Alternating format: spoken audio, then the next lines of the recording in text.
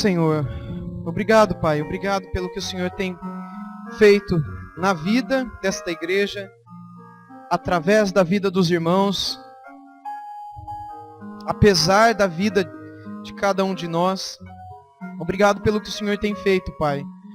Ajuda-nos a fazermos cada vez mais, porque nós entendemos que o Teu desejo, Pai, é salvar pessoas, é trazer pessoas para ouvir do Evangelho, para crescer também conosco, serem transformadas, terem suas famílias transformadas.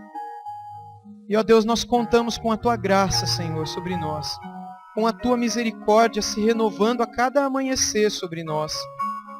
Nós contamos, ó Deus, com o Teu sustento também, com a Tua provisão, porque é desta provisão que vem de Ti que nós conseguimos contribuir e participar.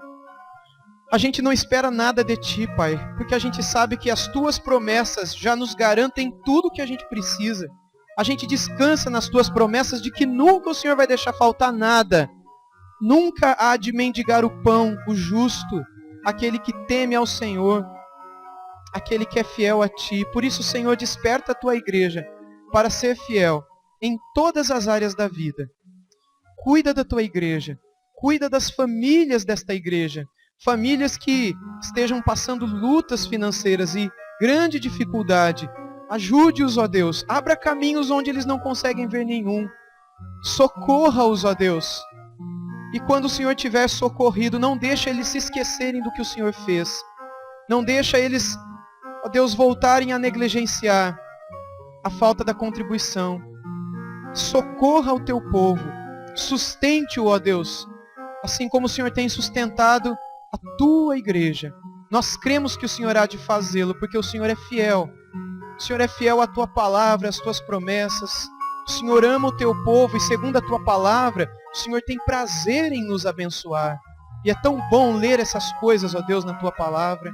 Obrigado porque podemos descansar e esperar em Ti. Muito obrigado. Fala conosco agora, Pai, por meio da Tua palavra. Pedimos isso em nome de Jesus. Amém. Amém. Vamos abrir as nossas Bíblias em Efésios, capítulo 4.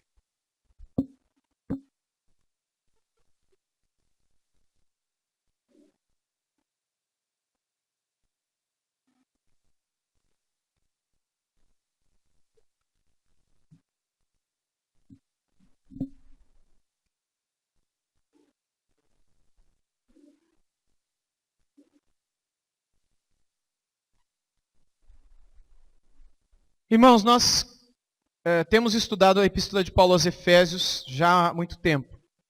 Aqui e nas comunidades, durante a semana, os irmãos têm reestudado aquilo que eu tenho pregado aqui. As comunidades começaram semana passada a estudar o segundo caderninho, o segundo livrinho sobre o livro de Efésios, que são todas as pregações que eu fiz em Efésios capítulo 2. Enfim, e assim consecutivamente, né, a gente vai fazer até que a gente termine o livro de Efésios todo. E por que eu escolhi o livro de Efésios? Porque ele fala sobre a igreja. Ele nos ensina exatamente como Deus espera que seja a igreja. Depois de 2000 anos dessa instituição viva na Terra, é muito difícil que ela permaneça como ela era, ou como ela foi em algum período dos séculos que se passaram, dos 20 séculos que se passaram. Mas é possível que, olhando para as Escrituras, a gente possa entender o que é que Deus espera de nós. Embora os tempos sejam outros, embora a situação seja outra, muita coisa seja diferente, ainda assim, Deus tem certos pontos básicos para a sua igreja e que nunca deveriam ser negligenciados. E Paulo, escrevendo aos Efésios, trata exatamente disso. Ele já louvou a Deus pela salvação, as pessoas que fazem parte da igreja são as pessoas salvas, isso ele fez no capítulo 1. No capítulo 2 ele fala como é que Deus salvou, ou seja, tirando pessoas da morte, estávamos mortos no nosso pecado e Ele nos deu vida. E Ele fala muito que não é pela obra, não é porque alguém escolhe, não é porque alguém decide, não é porque alguém fez por merecer, não é por mérito, não é porque alguém correu ou porque quis, mas é porque Deus exerceu a sua misericórdia. Coisa que Ele fala em Romanos, mas que fica muito claro em Efésios 2. No capítulo 3 ele fala do mistério. Mistério que agora todo mundo conhece, todo mundo sabe. O que é um mistério? o mistério de que Deus amou o mundo de tal maneira que deu o seu único filho para que todo aquele que nele crê não perecesse, mas tivesse a vida eterna. Aquilo que era um mistério para os judeus até a vinda de Jesus. Porque no Antigo Testamento, o povo cria na vinda do Messias. Mas como isso aconteceria era um mistério, ninguém sabia. No capítulo 3 ele explica isso. Como é que Deus, de uma maneira extraordinária, revela esse mistério. Porque para que haja salvação, para que haja igreja, é necessário que haja Cristo. É necessário que haja Jesus. E agora no capítulo 4 ele entra num assunto mais prático. E do 4 até o 6, capítulo 4 ao 6, para terminar o livro, ele vai ser extremamente prático. No 4, no domingo passado, a gente começou falando sobre dons. Aliás, a gente já vem, esse é o quarto domingo, né, em Efésios 4. No primeiro, ele fala sobre como ele era prisioneiro do Senhor e como ele foi chamado, não é? E como Deus é longânimo. Enfim, a maneira como Deus agiu para a sua própria salvação. E como é que, não só ele, mas toda a igreja é um milagre. E eu falei sobre isso, né? Que o fato da igreja existir é um milagre. Porque qualquer grupo de pessoas que tente se reunir, permanecer reunido por mais do que 30 anos, é um milagre. Uma instituição que já tem quase 2000, se não fosse de Deus a igreja, isso daqui não existiria há muito tempo, pessoal. Aí no segundo sermão que eu fiz aqui em Efésios capítulo 4, nós falamos sobre, continuamos a falar sobre essa questão do milagre, mas além de ser um milagre, a igreja é uma prova de que existe amor na Santíssima Trindade. E que o fato dele ter chamado vocês é um transbordar desse amor que há na Trindade. De modo que nós somos uma comunidade do amor, onde o Pai, o Filho e o Espírito Santo, numa comunhão trinitária de amor, incluem mais gente nessa comunhão, fazendo de pessoas perdidas filhos e filhas, para que eles também participassem desse amor. No domingo passado nós começamos a falar sobre dons, que pelo fato de Deus ter nos amado, Ele nos deu dons. E aí então, domingo passado e hoje a gente está falando sobre dons. Domingo que vem o assunto vai mudar um pouquinho. No domingo seguinte vai mudar um pouquinho. Mas no domingo passado e nesse, o assunto é dons. Hoje então eu gostaria de ler Efésios 4, 11 e 12 com vocês. Eu peço que você volte os seus olhos para lá. Efésios capítulo 4, versos 11 e 12 dizem assim. E ele mesmo concedeu uns para apóstolos, outros para profetas, outros para evangelistas e outros para pastores e mestres, com vistas ao aperfeiçoamento dos santos, para o desempenho do seu serviço e para a edificação do corpo de Cristo. Apenas até aqui. Irmãos, o texto começa com essas palavras, e ele mesmo concedeu. Essa palavra conceder tem a ver com doar, não é? É uma doação graciosa. Tem a ver com dom também. Lembra que no texto anterior, do verso 7 ao 10, vamos ler também, pessoal? Versos 7 a 10, do mesmo capítulo 4. E a graça foi concedida. No texto que a gente leu, lá no 11, diz que ele mesmo concedeu. Vamos lá no 7. E a graça foi concedida a cada um de nós segundo a proporção do dom de Cristo. Por isso diz, quando ele subiu às alturas, levou cativo o cativeiro, de novo a palavrinha, e concedeu dons aos homens. Ora, o que quer dizer subiu, senão também que havia descido até as regiões inferiores da terra? Aquele que desceu é também o mesmo que subiu acima de todos os céus para encher todas as coisas. E aí vem o 11. E ele mesmo concedeu. Então, essa expressão, meus irmãos, confirma aquilo que Paulo já vem dizendo no texto anterior. Embora os dons sirvam de edificação para a gente, um tem o dom do ensino, outro tem o dom da misericórdia, outro tem o dom da liberalidade financeira, outro tem o dom da oração, outro tem o dom da fé, outro tem o dom da evangelização, outro tem o dom da profecia. A gente leu uma lista enorme de dons aqui no domingo passado que são mencionados na Bíblia. Esses que eu citei são apenas uns poucos que são citados na palavra. Outros têm o dom de apóstolo, outros têm o dom disso, outros têm o dom daquilo. E ele mesmo concedeu. Então, alguns dons, na verdade, a maioria dos dons, são dons ministeriais no serviço um do outro para a edificação da igreja. Mas aqui ele passa a afirmar que não apenas ele concede dons, mas ele concede pessoas barra dons. O que seria isso? Seriam pessoas que em si são um dom. Não que elas tenham um dom, elas são um dom. É isso que o texto fala. Quando ele diz aqui que essas pessoas são, ele mesmo concedeu uns para apóstolos, outros para profetas, outros para pastores e mestres, ele está querendo deixar claro que essas pessoas, ele vai dizer o porquê disso no verso 12, são os dons que unificam a igreja, enquanto edificam. Todos os demais dons só servem para edificar a igreja. Esses aqui não só edificam, mas unificam a igreja. Então, alguém tem o dom de ensinar, é um pastor, por exemplo. É tão duro falar, né, de si mesmo, mas a gente tem que fazer isso porque o texto fala. Me perdoem aqui se parecer arrogante em algum momento, não tem nada de arrogância, mas é que o texto está falando da figura pastoral, eu tenho que dizer o que o texto fala sobre a pessoa do pastor. Espero que Deus se agrade do que eu sou, né, como pastor. Então, o texto está dizendo que essas pessoas, que são dons de Deus para a igreja, apóstolos, profetas, pastores e mestres, só uma nota de rodapé aqui, pastores e mestres é a mesma coisa, tá? Não são duas coisas diferentes. Na língua original é uma coisa só, é pastor-mestre. É o pastor que ensina, que edifica através do alimento da palavra. Fecha aqui o parênteses, uma nota de rodapé, volto lá em cima.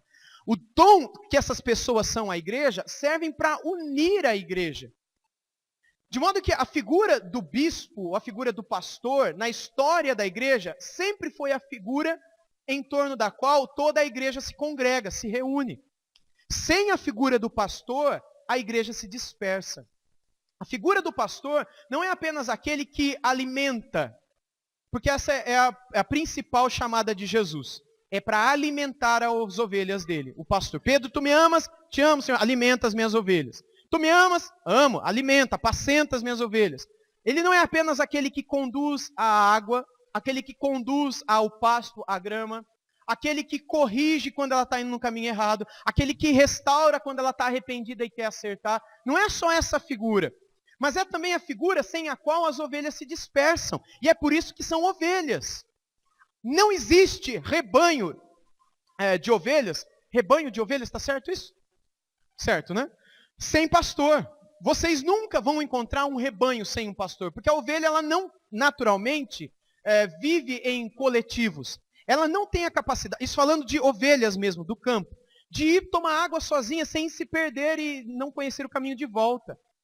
Ela não tem noção, se ela está numa situação de perigo diante de um penhasco, e ela vê um barulho de água lá embaixo, ela acha que ela pode descer. E ela desce, quebra a perna, fica enroscada e não consegue sair. Porque ovelha, por natureza, é um animal dócil, mas é um animal simples, e que não percebe o perigo das coisas, e que necessita do pastor para ser alimentada. Para ser alimentada a ovelha. E é nesse sentido que Jesus chama algumas ovelhas, porque eu também sou ovelha, ou não sou? Eu também sou ovelha, eu também sou a mesma coisa que vocês. A única diferença é que Jesus ele chama algumas dessas ovelhas, para que estes sejam uma espécie de copastores com ele dessas ovelhas. Porque só existe um pastor, entendam isso. E o único pastor que existe é Jesus Cristo. Só ele é o pastor, não tem outro. Eu não sou pastor. O pastor é Jesus. O ponto é que ele me chamou para servir ao rebanho dele com o alimento da palavra, e com isso, segundo o termo que a própria história da igreja, aliás, o próprio Novo Testamento dá, esses homens que têm esse dom recebem o título de pastor também, que é uma honra que a gente nem merece, mas que o próprio Novo Testamento nos dá. Isso não é uma invenção, é uma coisa do Novo Testamento. Pastores, né, no Novo Testamento, está aqui inclusive o texto, né, outros para pastores. Isso é um privilégio que Deus dá para algumas pessoas. De modo que ela não é apenas um dom para edificar, mas é um dom para unificar. Só para vocês entenderem, se uma igreja tem 2 pastores, não tem nenhum problema a igreja ter 2, 3, 4, 20 pastores. Quanto mais pastores, melhor. A própria Bíblia deixa isso claro nas epístolas de Paulo. O problema é quando 2 pastores na mesma igreja pensam de um modo diferente. O que vai acontecer? Uns que gostam mais de um vão segui-lo, outros que gostam mais de outro vão seguir aquele outro. E o que vai acontecer com essa igreja? Ela vai rachar. E a palavra de Deus é muito clara no que diz respeito a esse negócio de rachar. Por isso que mesmo que tenha 300 pastores numa igreja, todos eles têm que estar debaixo da orientação de um pastor. E a igreja é quem decide isso, não é o pastor, porque eles servem a igreja. A igreja define. Nós queremos que esse pastor seja, a gente chama hoje de pastor titular, ou de pastor mestre, ou de, enfim, pastor do ensino, porque é através do ensino pastoral que os outros pastores seguem juntos.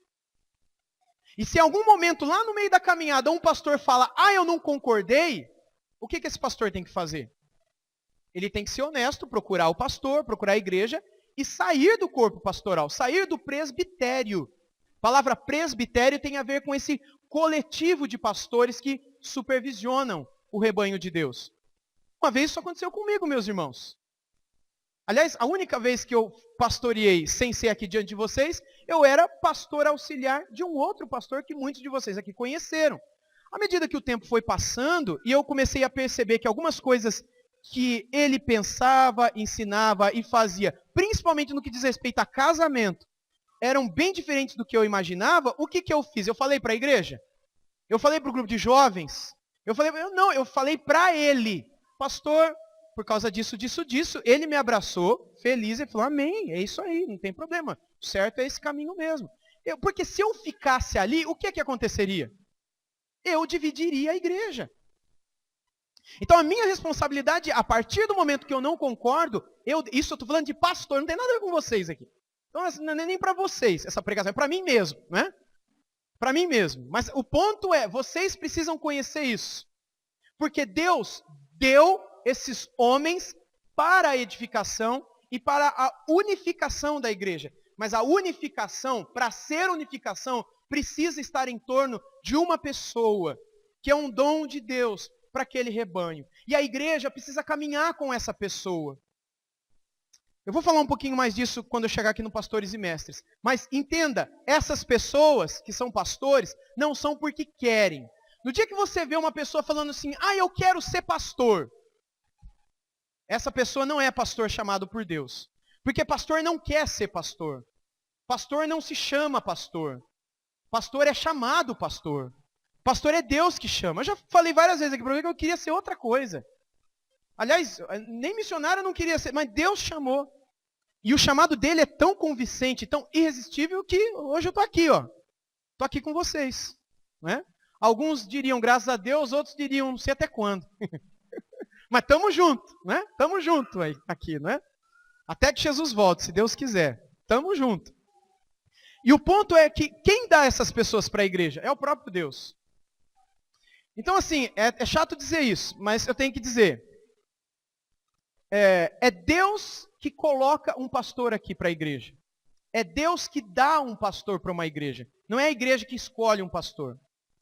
Amanhã eu morri. Não é vocês que, em primeiro lugar, vão sair procurando um pastor. Vocês vão orar para que Deus dê um pastor para vocês. Vocês estão entendendo? Vocês vão orar para Deus dar um pastor para vocês. Aí depois vocês vão verificar esse pastor aí, não é? Como é que ele prega? Vocês têm que saber o que vocês querem, que visão, que doutrina, que caminho. Vocês têm que saber. E aí então vai vir um montão deles aqui. Aí vocês vão entrevistar. A igreja vai ter um conselho que vai entrevistar. E aí até que vocês cheguem à conclusão e escolham um. Mas não fiquem muitos meses sem pastor. Porque isso é pecado. Isso não é bíblico.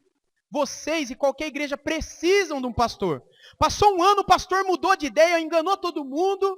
Passou a pregar tudo diferente do que antes ele pregava. Ele ficou sabendo que o pastor da igreja que era reformado. E aí ele inventou que ele também era só para ser pastor aqui. Depois de um ano mudou tudo. O que vocês fazem? Vocês são soberanos, meus irmãos. Se na semana que vem vocês quiserem me mandar para a rua, vocês podem fazer isso. Se eu quiser mandar vocês para a rua, eu não posso. Eu posso? Eu não posso. Mas vocês podem fazer isso comigo. Porque a igreja é o corpo de Cristo. A igreja é soberana em suas decisões. Mas a igreja, quando tiver o seu pastor, precisa reconhecê-lo como um dom de Deus para ela. É por isso que lá em Hebreus 13, vamos ler esse texto, meus irmãos, por favor. Hebreus capítulo 13. Esse texto é muito importante. Lá no finalzinho do Novo Testamento, Epístola aos Hebreus,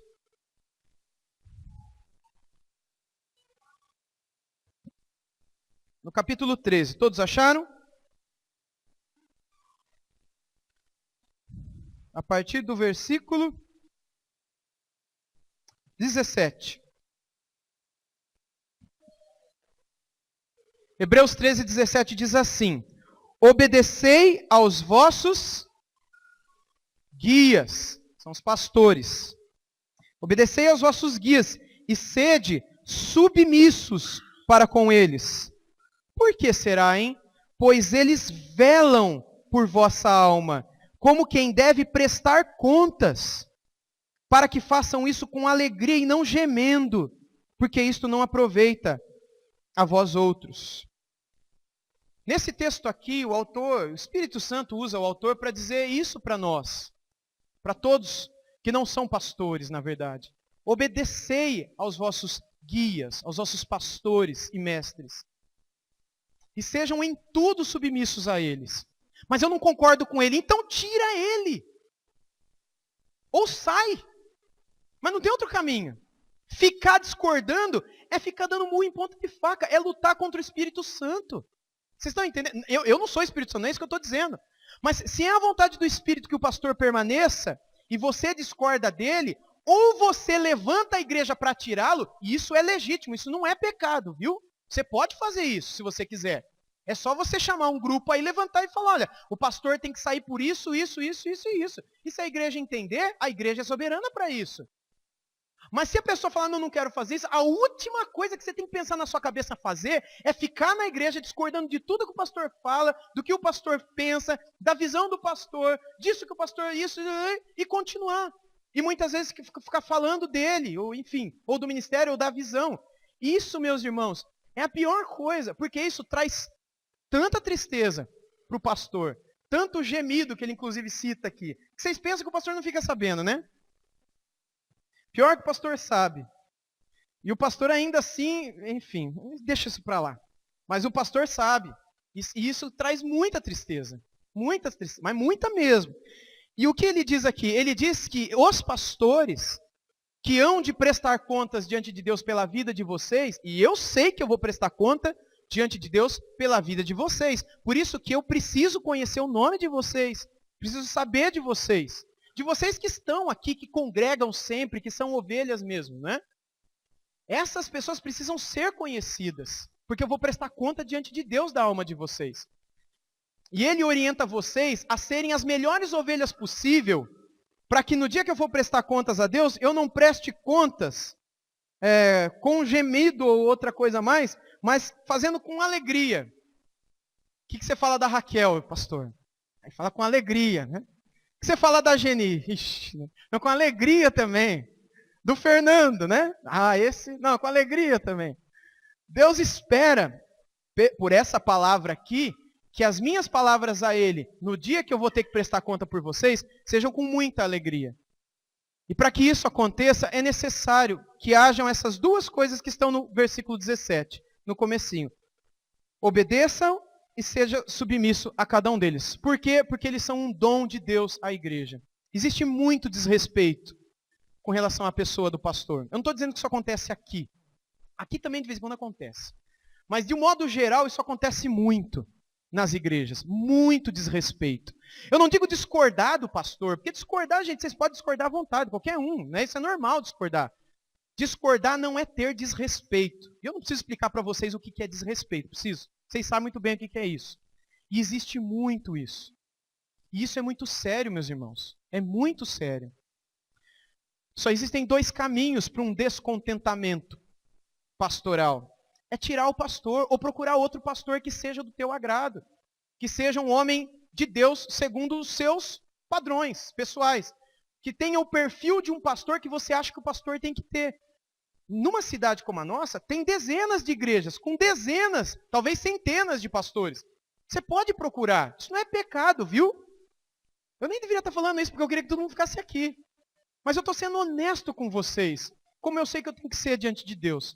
E diante de Deus eu tenho que dizer isso para vocês. Mas nunca fiquem nessa situação. Nunca fiquem nessa situação de desrespeito.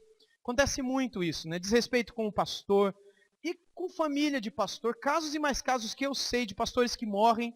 E a família fica totalmente jogada à mercê, assim, não é? Assim, falta de respeito mesmo, né? Como muitos já disseram aí no passado, que o único exército que abandona os seus soldados na batalha é a própria igreja, que muitas vezes, quando feridos ou mortos, eles são simplesmente deixados. E isso é muito comum quando se trata de pastores. Pensando nisso tudo, nunca se esqueçam disso. É Deus quem concede. E quando Deus concede, precisa ser cuidado, precisa ser atentado da maneira como é atentado nesse texto aqui.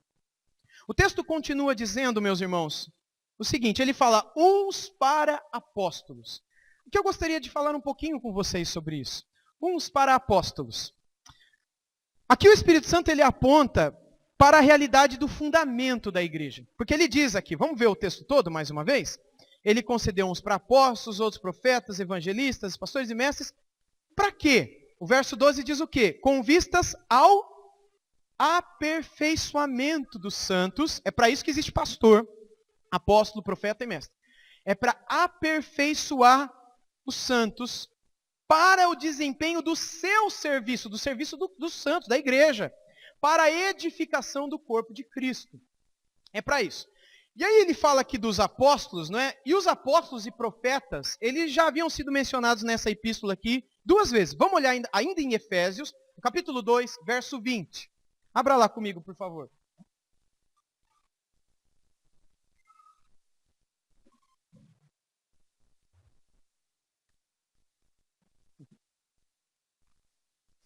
Efésios 2:20 diz assim: edificados sobre o fundamento dos apóstolos e profetas, sendo ele mesmo Cristo a pedra angular. Agora vai para o capítulo 3. Um pouquinho mais adiante, capítulo 3, verso 5. O qual, em outras gerações, não foi dado a conhecer os filhos dos homens, como agora foi revelado aos seus santos apóstolos e profetas no Espírito. Meus irmãos, os apóstolos e profetas, eles estão muito relacionados ao fundamento da igreja, ao alicerce, ao baldrame, como a gente fala hoje, não é? Ao alicerce do edifício, ao fundamento, a base sem a qual não há edifício, não há prédio, não há construção. Os apóstolos foram isso. Se nós tivéssemos apóstolos hoje, certamente nós ainda teríamos fundamentos a serem lançados. Por que é que após a morte do apóstolo João, não existiu mais apóstolo em toda a história da igreja? Ah, mas eu conheço um apóstolo tal. Mas esses apóstolos existem há 25 anos para cá. Vocês sabem que de 30 anos para trás, só existiu o apóstolo lá no João, não é? O apóstolo João. De uns 30 anos para cá, em cada cidade se encontra uma dezena de apóstolos. Eu mesmo já conheci vários, já preguei para alguns no encontro de pastores. Está cheio de apóstolo aí, não é? Aliás, a única igreja que manteve a figura de um apóstolo foi a Igreja Católica Apostólica Romana, na figura do Papa, que é um apóstolo, e é um próprio sucessor dos apóstolos no trono de Pedro, sendo uma espécie de sucessor de todos os apóstolos. A única igreja que sempre teve apóstolo foi a Igreja Católica, mas recentemente os coisa de crente, né? Os crentes começaram a ter apóstolos também.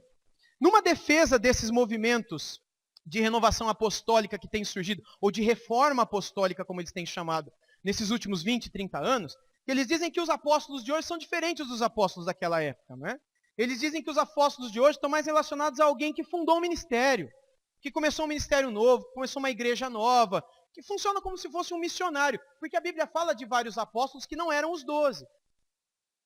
A Bíblia fala de vários apóstolos que não foram os 12, mas ainda assim, quando fala, não fala no sentido dos que são apóstolos hoje. O Augustus Nicodemos, que já esteve com a gente aqui algumas vezes, ele escreveu um livro recentemente chamado Apóstolos, não é? A verdade bíblica sobre o apostolado, e que ele diz uma frasezinha que eu anotei aqui, eu quero ler para vocês. Ele disse assim: o que estamos dizendo não é que não temos mais homens como os apóstolos com os dons de curar e de fazer milagres e sinais e prodígios, os quais, aliás, nunca foram superados pelos apóstolos, pelos que hoje reivindicam o título e ofício. Eu não vou ler a frase toda, que é bem longa aqui, mas a ideia dele é o seguinte: nunca, em toda a história da igreja, existiram apóstolos como aqueles 12 com Paulo, né? Porque Judas Iscariote se matou, então a gente não conta. Né? Nunca houve como aqueles apóstolos de Cristo, homens que só de falar curavam. Eles não esperavam a fé das pessoas. Eles não esperavam a fé das pessoas para revelar. Eles curavam de falar, porque eles tinham o dom de curar. Hoje, meus irmãos, ninguém tem o dom de curar. Eu disse hoje de manhã aqui, se alguém, eu faço esse desafio por onde eu passo. Se alguém conhecer alguém que tem o dom de curar, me avisa. Porque tem tanta gente enferma que precisa ser curada, eu preciso levar. Ah, mas aí a pessoa vai, ele ora, não é curada porque falta de fé. Peraí, onde que está isso na Bíblia? Que para ser curado pelo que tem dom de cura, tem que ter fé. Todo homem na Bíblia que tem dom de curar, mesmo que o camarada não tenha fé, era curado. Lembra de Tiago e João entrando no templo? Tinha um cara pedindo esmola, ele nem pede para ser curado. E Pedro fala, não tenho prata nem ouro, mas o que eu tenho eu te dou. Em nome de Jesus, levanta e anda. Não dependia da fé dos outros, dependia da fé daquele que tinha o dom. Isso era a marca dos apóstolos. Todos eles tinham isso. Até Paulo, que é um apóstolo fora de tempo, como ele mesmo se diz nas cartas, tinham esse dom. Mas à medida que o tempo ali no Novo Testamento foi passando, a manifestação desse dom foi arrefecendo. E a gente tem vários exemplos disso. Um deles é o Timóteo, companheiro de viagem de Paulo, e que Paulo não curou ele do problema que ele tinha de estômago. Já no finalzinho do ministério dele, Paulo vai para Timóteo e recomenda a Timóteo tomar um pouco de vinho todo dia para melhorar o problema que ele tinha no estômago. Por que Paulo não foi e não curou ele? E Paulo tinha o dom de curar.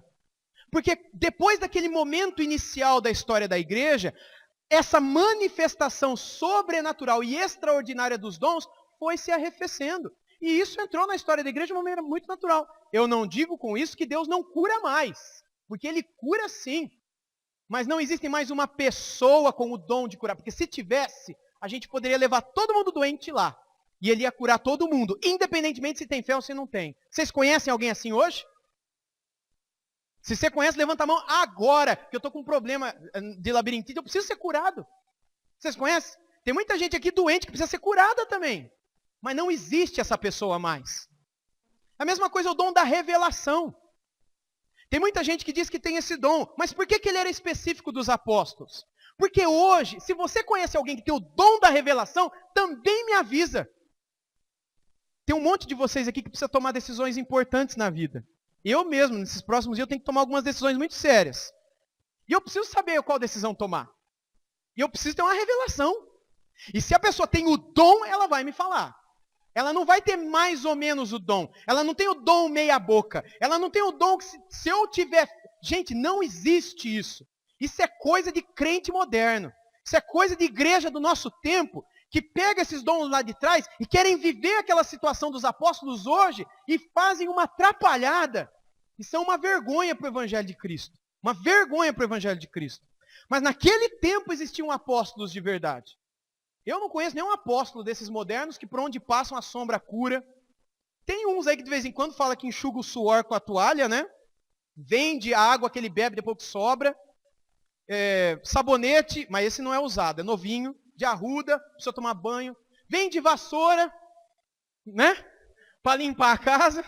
Eu ri porque, enfim, alguns aqui já caíram nessa armadilha, né? E outras cocitas más, né? Que são vendidas, mas que acontecem, têm o seu efeito. Gente, pelo amor de Deus, é lógico que não. Hoje em dia, os apóstolos marcam o dia da cura. Quando é que o apóstolo Paulo marcou o dia de cura? Eles não sabiam quando iam curar. Eles entravam numa cidade, eles nem mesmo sabiam o que ia acontecer. Hoje, muita gente e muita igreja marca. Sexta-feira é o dia da cura e do milagre. Vai vir o evangelista tal, lá da distante Minas Gerais, e ele vai causar um grande impacto e vai até fazer crescer cabelo em careca e emagrecer no culto. Vocês já viram isso, não viram? Eu não estou inventando aqui não, viu? É sério, veio aqui em Araraquara. Aqui em Araraquara. Evangelista que tinha o dom de emagrecer.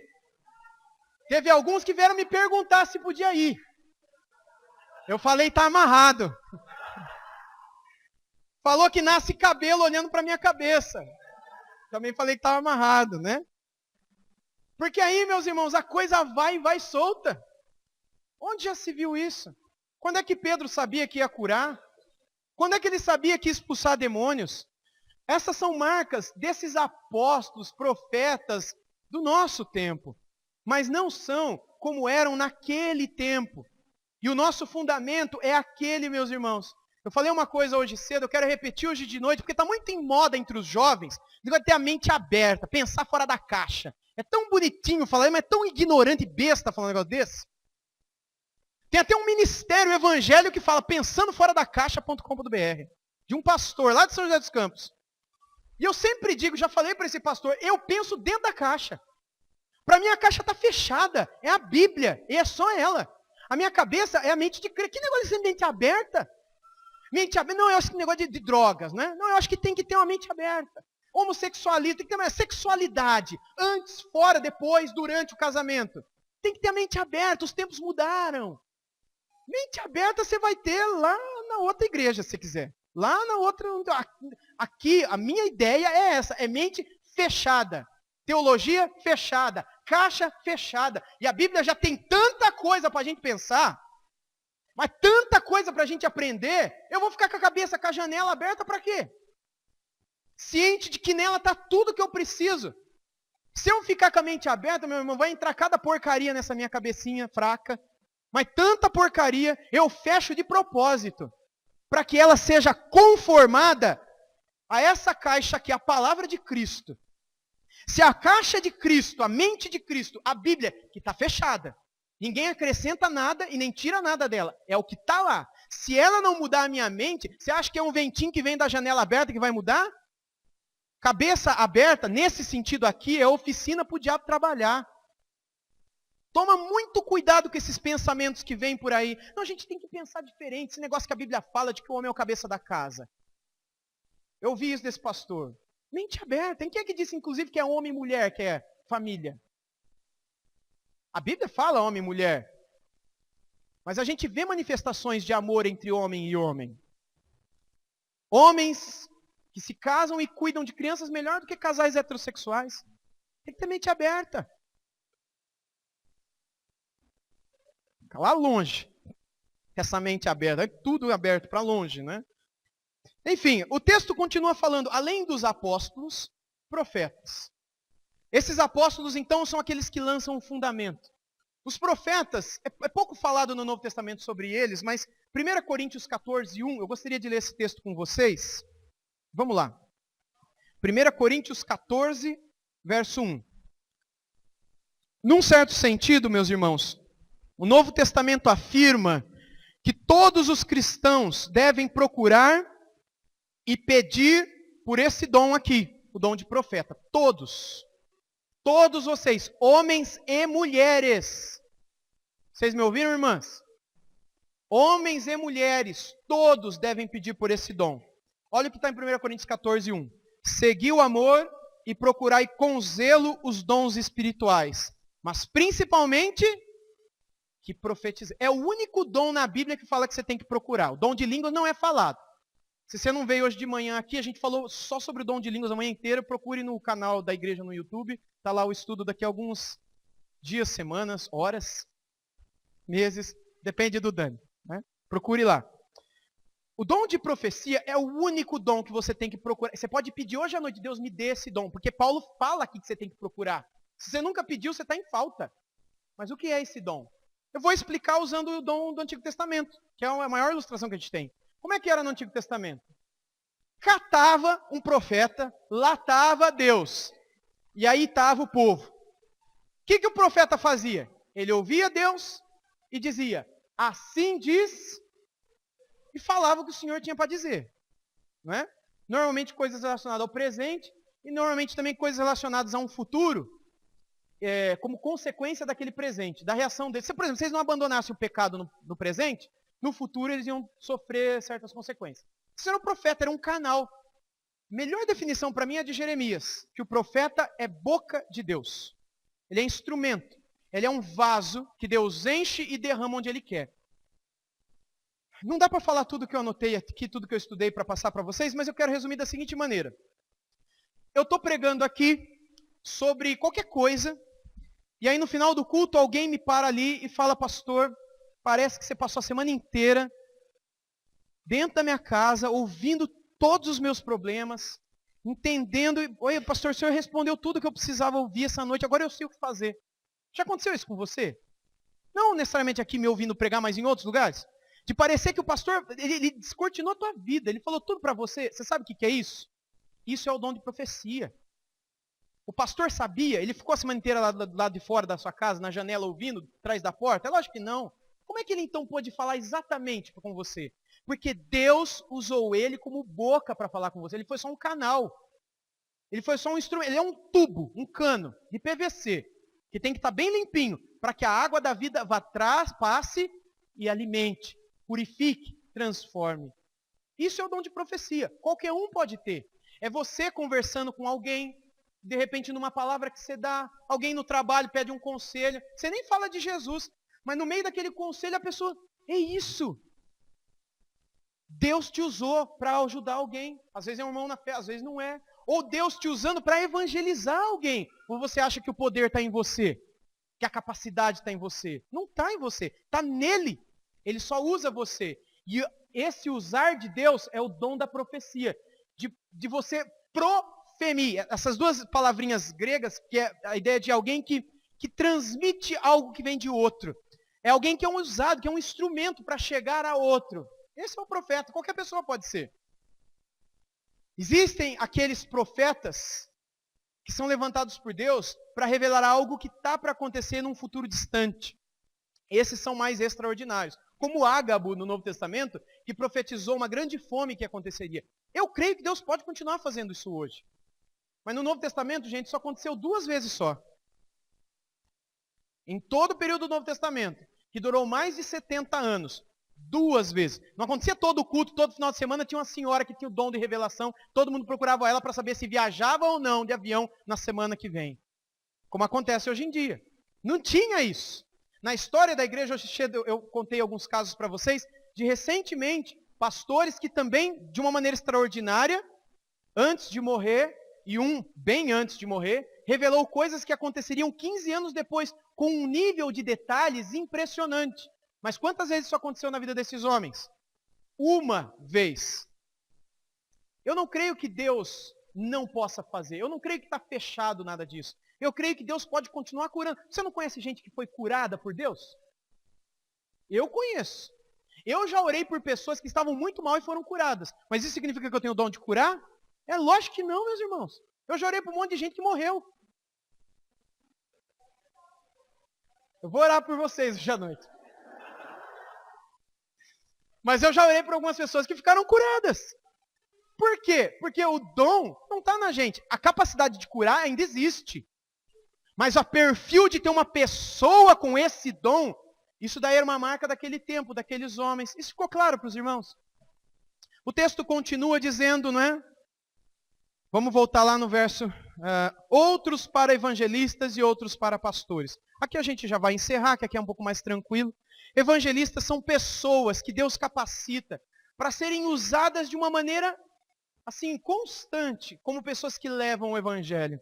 Recentemente, voltando de Bauru, de ônibus, um jovem senhor, devia ter uns seus 38 anos, ou menos, ele se levantou assim, e aí é um ponto em Jaú, que de Bauru para cá ele para 4 vezes, não é?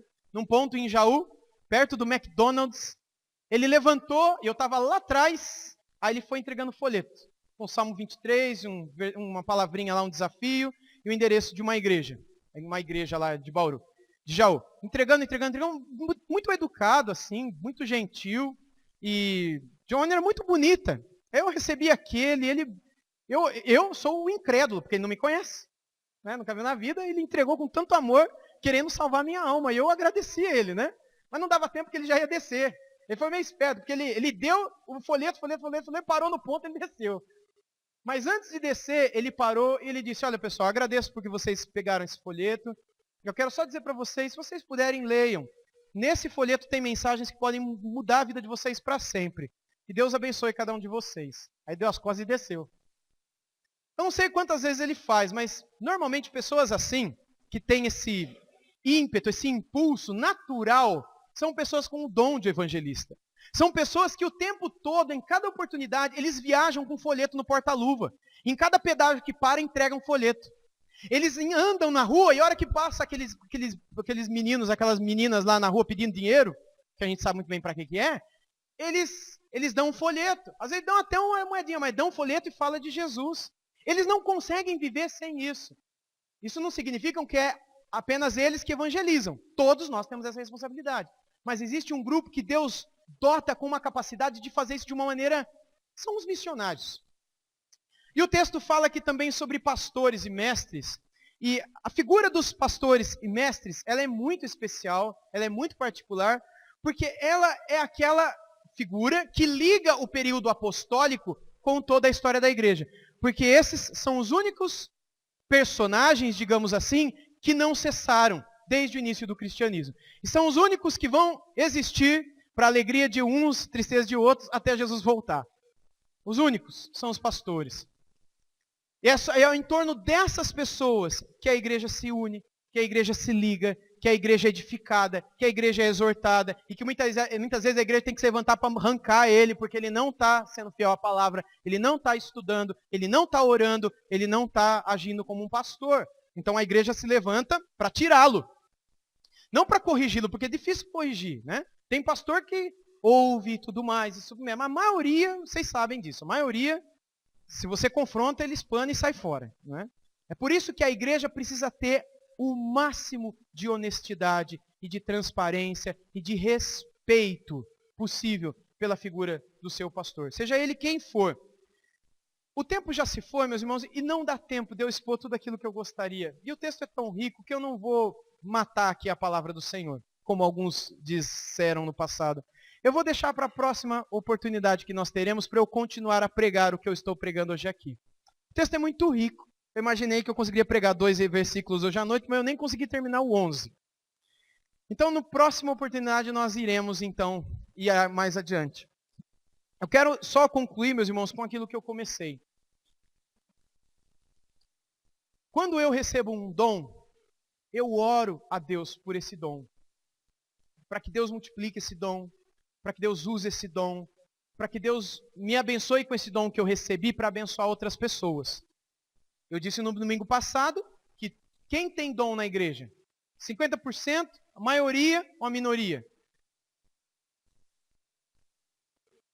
Todo mundo. Todo mundo. Existe um cristão que não tenha dom? Nenhum sequer. Todos devem procurar conhecer qual é o seu dom. Todos devem orar para que Deus use você com os seus dons. As oportunidades estão aí. Dia 18 de outubro, por exemplo, no Sacode o Bairro. E outras oportunidades como Casa Betânia, Casa da Criança, as 2 frentes missionárias da nossa igreja, trabalhos com crianças e adolescentes e adultos nessas frentes missionárias. E tantas outras oportunidades que a igreja tem para você evangelizar, estão aí para você usar os dons que Deus te deu. Eu sei que a gente vai arrumar desculpa no último dia.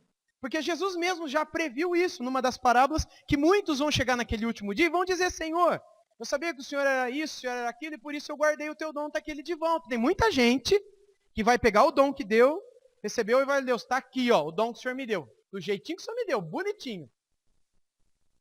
Jesus não vai gostar nada daquilo. Porque se ele deu um dom e ele dá para todos que se convertem, é para você usar isso. E, gente, é um absurdo? Não, não é um absurdo. Mas é estranho quando um cristão não sabe qual é o dom que tem. Mas tudo bem, isso ainda não é tão estranho assim. Porque pode ser que você nunca pensou sobre isso. Você nunca ouviu sobre isso. Você nunca orou sobre isso.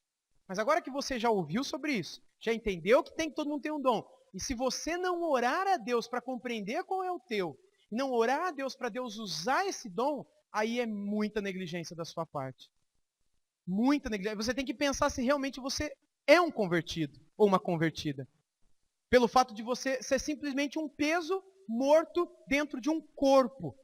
É apenas um membro do teu corpo que não serve para nada, que está morto lá dentro. Uma parte do corpo cauterizada que atrapalha a saúde do restante do corpo. Jesus Cristo disse que muitos estão assim no seu corpo, mas que eles serão cortados. São galhos que não dão fruto, serão cortados, ele diz. Porque não servem para nada na existência da humanidade. Não abençoam ninguém, não ajudam ninguém, não servem a ninguém. Eu sei que essa palavra é dura, é chata, e eu queria estar pregando bênção, prosperidade e vitória para vocês. Queria mesmo, pessoal, porque eu acho que vocês iam sair daqui mais felizes comigo. Mas sendo verdadeiro como eu estou sendo com vocês hoje à noite, eu espero que vocês saiam daqui orando ao Senhor. Não é nem felizes comigo, mas orando ao Senhor, procurando ser sérios diante de Deus com relação a essa questão dos dons. Amém, meus irmãos? Não deixem de orar por isso. Não deixem de orar por isso. E não deixem de orar por aquele que Deus concedeu a vocês como um dom também. Assim como vocês oram pelo dom que Deus deu a você e que está aí no teu espírito, ore por aqueles que Deus colocou sobre vocês e que Deus tem usado no ministério. Vocês têm aqui 2 pastores servindo a igreja. O pastor Diego e o pastor Júnior. São 2 pastores dessa igreja, que estão a serviço dessa igreja, 24 horas, eleitos pela essa igreja, recebidos por essa igreja, empossados pela essa igreja, admitidos, oficializados. Orem por esses homens, todos os dias. Orem pelo dom que Deus tem dado a eles. Orem para que Deus proteja-os. Ore para que Deus os use. Ore por eles. E não deixe de obedecer aquilo que está lá em Hebreus 13, 17. Para o bem de toda a igreja. No próximo domingo nós falaremos sobre quem são esses homens.